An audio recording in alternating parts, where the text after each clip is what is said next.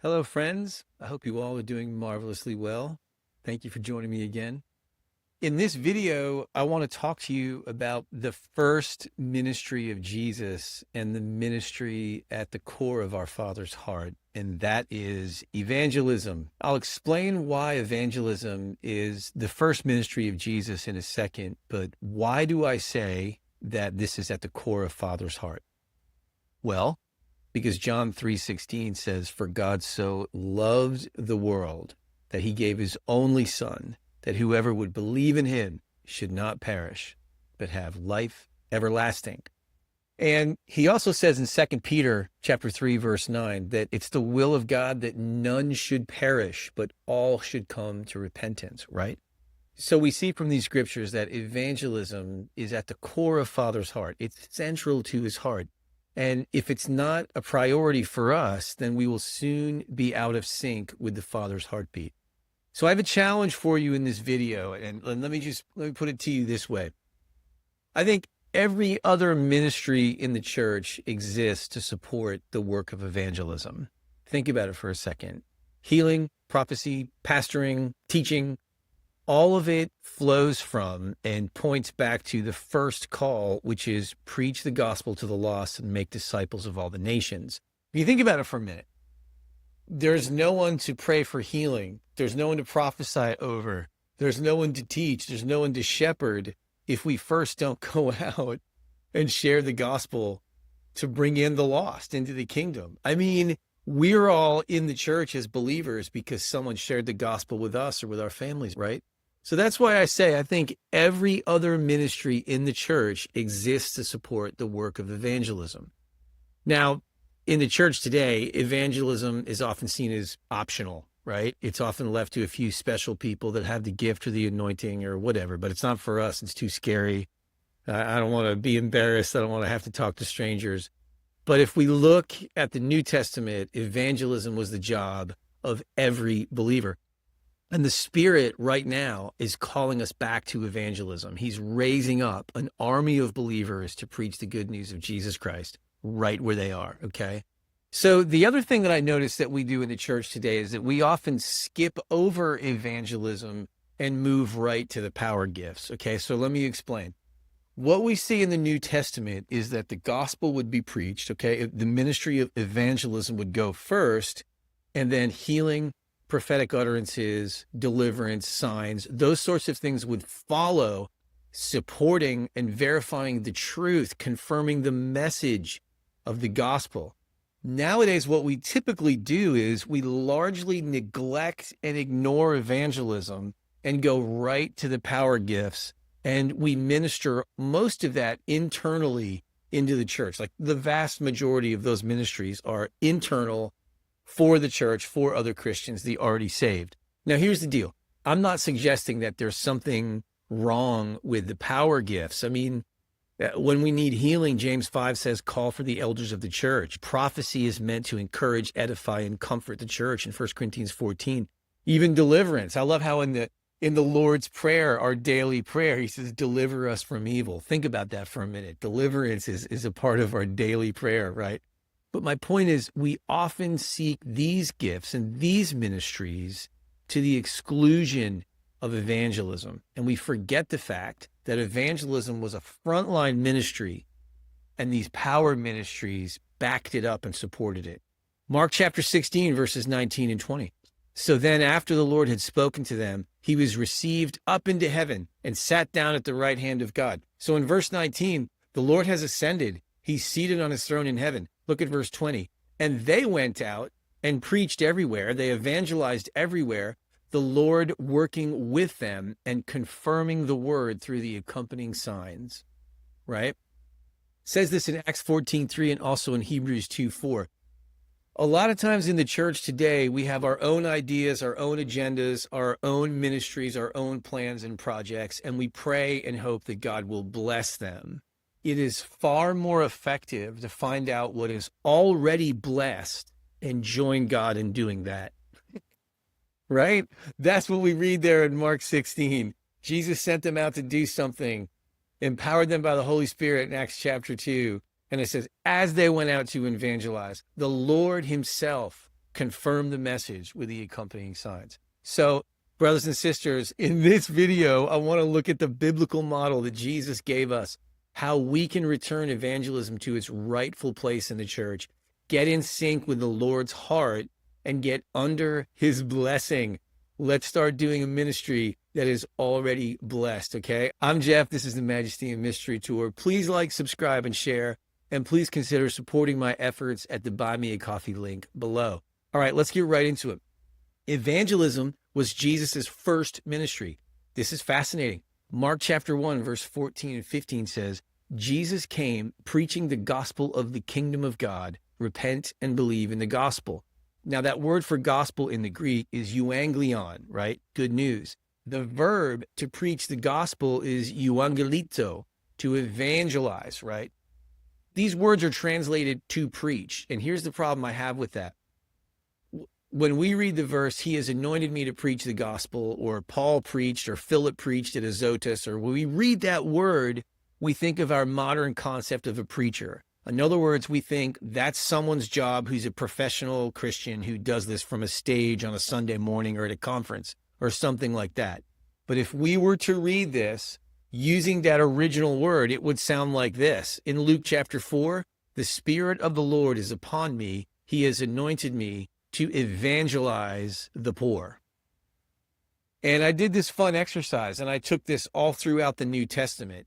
I looked that up in the original language every time that word was there. It's fascinating. You would see this in Acts 5:42, daily in the temple and in every house, they did not cease teaching and evangelizing Jesus as the Christ.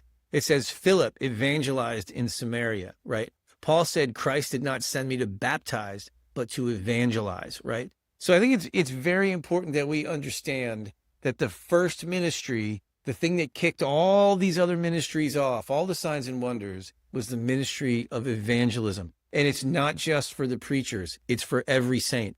We have to remember that the New Testament church was an evangelistic movement and not just a teaching ministry. Largely today, we just keep pursuing knowledge upon knowledge upon knowledge, and we barely use even the knowledge that we've attained in our brains. We store up all this knowledge and we don't even know how to apply it. The point is, we need a movement of practical evangelism, not just more knowledge, okay?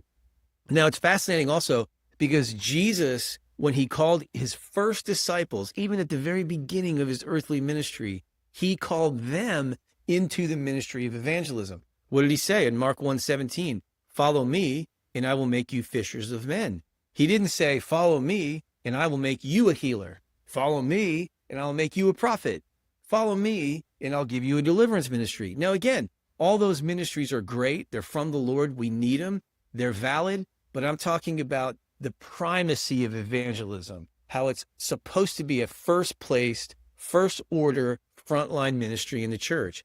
Follow me, and I will make you fishers of men. It's great because they were fishermen, and he's saying, I'll make you fishers of men. He sent out the 12 and later the 70 to preach the kingdom of God, or to evangelize the kingdom of God and heal the sick. So it was the preaching and the miracles that followed. Now, it's important that we understand we're talking about fishing or casting a net, seeing what we can get. We have to cast it out there, and the power of God will draw them into the net, pull them into the kingdom, okay? Finally, in the Great Commission in Mark 16, Jesus told us plainly, go into all the world and evangelize every creature. Remember, we can change that word preach. A lot of times it's translated preach the gospel. In the original language, it would read this way, go into all the world and evangelize.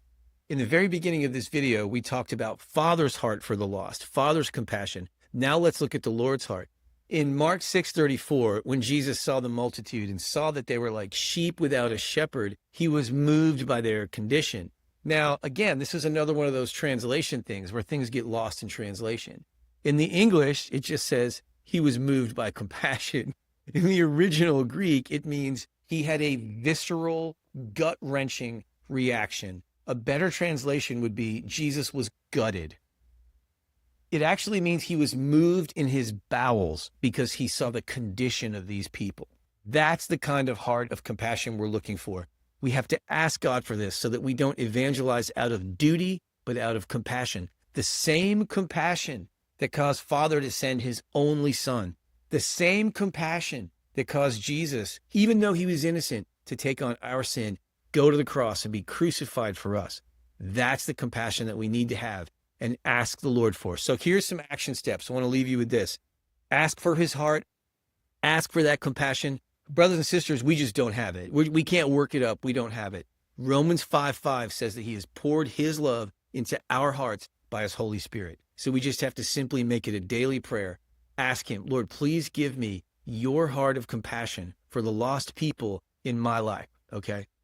Ask for the Spirit to empower you. Remember in Acts 1:8, Jesus had given them the Great Commission, and then he said, but go into the city and wait until you are empowered by the Holy Spirit. The Holy Spirit will come upon you, and you will be empowered to be my witnesses. Again, with the translations, here's another one. We translate this word witnesses. The original language, it's martus, or what we would call martyr, right? He said, the Spirit will empower you, and you will be my martyrs. We need the Holy Spirit to empower us just so that we can pick up our cross and lay down our life. The Lord isn't asking us to die for somebody. He's just asking us to die to our flesh, right? To die to our ego, die to our self-esteem, die to our comfort, die to our own like self-image, just so that we can effectively share the gospel with someone. And lastly, and thirdly, I'll say this. We really need to articulate the gospel clearly. This is something we have to discipline ourselves and practice, articulating the gospel clearly. There is so much confusion. I saw a clip the other day on social media. These two guys were sitting at a podcast. One was not saved, one was saved. And the unsaved guy said, what is the gospel anyway? I mean, talk about a great opportunity. But he said, I'm not even sure. I hear that word, but what is the gospel? And he says this, is it basically do unto others as you would have them do to yourself? And the Christian guy goes, yeah, that's basically it. That's basically the whole thing right there. And the guy's like, oh yeah, I already kind of believe that anyway. So, oh my goodness, I was watching this and I was mortified. I was like, man, a simple articulation of the gospel. Jesus Christ died for our sins, was buried and rose again on the third day. Repent and believe in him and you will be saved. That's the gospel. It's very clear. It's very simple, but we need to be sure that we can articulate it plainly and simply at a moment's notice. So we live in an attention economy and everyone is fighting for people's eyes and ears. That's why we've got to be able to share the gospel simply, directly, and powerfully. Okay. There's other ways to phrase it. Pray about it, write some down in your journal, ask the Holy Spirit to empower you. I've come up personally with a list of 25 ways to share the gospel. Here's a couple. Jesus came to rescue us from sin and give us eternal life. That might not be the whole entire gospel, but it is a quick dart that gets right into the heart and it opens the door for you, grabs the attention, opens the door to share the whole thing. Jesus, the innocent, was killed for us, the guilty, so that we could live in peace with God for eternity. Simple ways like that. By his death and resurrection, Jesus opened the door of heaven to all who repent and believe. Just practice getting it into one sentence or two sentences. So we want to pray for his heart of compassion. We want to pray for the Spirit to empower us to be effective martyrs and witnesses for the Lord Jesus Christ. And we want to practice articulating the gospel in a simple and clear way because clarity is kindness, right? So here's the challenge. If you're a follower of Jesus, you're called to be an evangelist in your world, right? You may not stand on a platform, but you can share Jesus with a friend, a coworker, a neighbor, the repair tech, anybody like that. This is not for the experts. It's for the everyday believer. The lost and hurting are all around us, and the Holy Spirit will bring them to us. I want to give you a couple of testimonies from my own life. I'm a pastor, been a pastor for 15 years now, was a worship leader before that. And so sometimes I complain to the Lord. All the people in my world are Christians. I rarely come into lost people. And when I do, I'm so used to speaking Christianese and talking to Christians that I'm like, oh yeah, I trip over my words. I was like, how do I, aside from being a pastor, how do I speak to the lost? And so the Lord said, Jeff, they're all around you. And he opened my eyes and all of a sudden they're everywhere. So I'll give you an example. The pest control guy comes into church and the Holy Spirit just says, hey, maybe this is one right here. Maybe he's saved. Maybe he's not. Start talking. So I'm following this guy around the church as he begins to do the service on the church, asking questions, talking to him. He starts opening up to me. I invite him to church. He shows up. He shows up with his girlfriend. He shows up with their kids. His girlfriend's parents come. His girlfriend's brother comes. Next thing you know, they're coming to church. They're going to be married soon. I mean, it's just a wonderful thing. They're beautiful people. I've been to her parents' house and prayed with them. I prayed with his girlfriend's brother a few weeks later, and he gave his life to the Lord Jesus. I mean, you just never know. Let me give you another one. This happened just a few days ago. I had a chip in the windshield of my Jeep, and so I called SafeLight, the auto glass people. Well, the SafeLight tech comes to the church because they can fix it right here at the church. And I just hang out with the guy. I just talk with the guy, and he starts opening up and telling me about his life. And he's going through a lot right now. And so I started to encourage him. I said, look, the Lord has a great future for you. I wouldn't give up. If you follow Jesus, he has a great future, a great plan for your life, man. He'll provide for you. He'll protect you. He'll guide you. He'll take care of you. I just started telling him about the goodness of God. And so then I asked him if I could pray for him. He said yes. And he began to cry. He broke down and began to cry as I was praying for him. I said, amen. And he said, man, can I give you a hug? And I was like, yeah, man, give me a hug. We had this great time. I could feel the presence of the Lord. We've been texting back and forth ever since. I've invited him to come to church, but even if he doesn't come, I'm still texting him scriptures. I'm still praying for them. And he's responding favorably. I'm just saying, they're everywhere. And it doesn't take much. People are hungry. Cast that net of the gospel out there. The Lord will draw them into the net. Amen? So evangelism is not optional. It's essential. It's the heartbeat of Jesus. It's the mission of the church. And it's the reason why you and I are in the church today, right? So pray for the Lord's heart for the lost. Ask the Holy Spirit for boldness and power, and practice articulating the gospel clearly and effectively. I feel that the saints that forget evangelism, the saints that neglect evangelism, will soon forget their first love, because this ministry is so close to the heart of Jesus, and it's how we keep the flame alive. I would love to hear your thoughts in the comments below. Thanks for watching. Again, I'm Jeff. This is the Majesty and Mystery Tour. Please like, subscribe, and share, and please consider supporting my efforts at the Buy Me a Coffee link below. Bless you, friends. Have a great week, and share the gospel.